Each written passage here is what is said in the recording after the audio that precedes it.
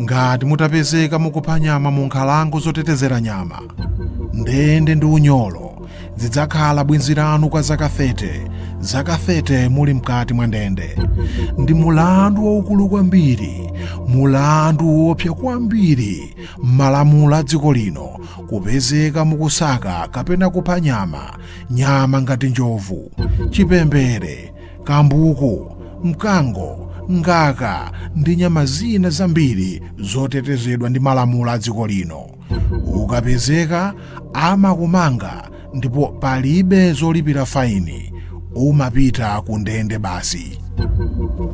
Uthengawu akupatsirani ndi a Department of National Parks and Wildlife ndi thandizo lochokera ku boma la United Kingdom.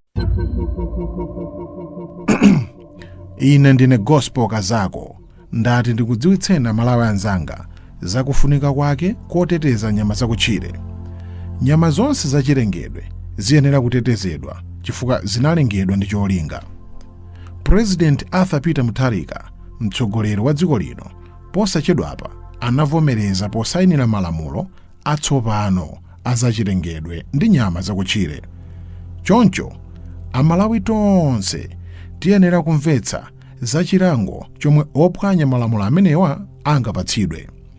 Aliyense wopezeka atapha nyama zotetezedwa kwambiri pa dziko lonse lapansi monga njovu, chipembere, adzamangidwa ndi kupatsidwa chilango chopita ku ndende kwa zaka 30. Palibe mwayi wolipira pa milandu yotere, salola kulipira faini, umapita ku ndende basi. Enanso amene angawamange m'malamulo amenewa ndi iwo amene akupezeka akuthandizira kupha ndi kusaka nyama zimenezi. Nawonso chilango chawo ndi 30 years, kungothandizira kokha akumanganso. Aliyense opezeka mwa njira iliyonse akugula kapena kugulitsa minyanga ya njovu kapena chipembere akhoza kulandira chilango chopita ku ndende ndi kukagwira ukayidi wakalavulagaga kwa zaka 30.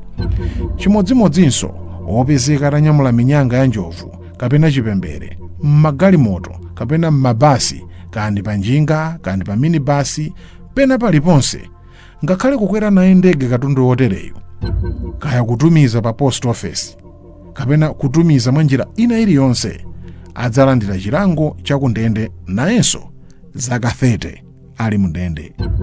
Opezeka ndi milandu imeneyi, mvetsetsani bwinobwino, samalipira, samalolera faini, umayenera kupita ku ndende kwa zaka 30. Chonde pewani kuphwanya malamulo amenewa. Kuphwanya malamulo amenewa, inu mukakhala ku ndende zaka 30, muzazunzitsa ana anu, mabanja anu, abale anu ndi anthu ena ambiri okudziwani. Chonde pewani kuphwanya malamulo amenewa.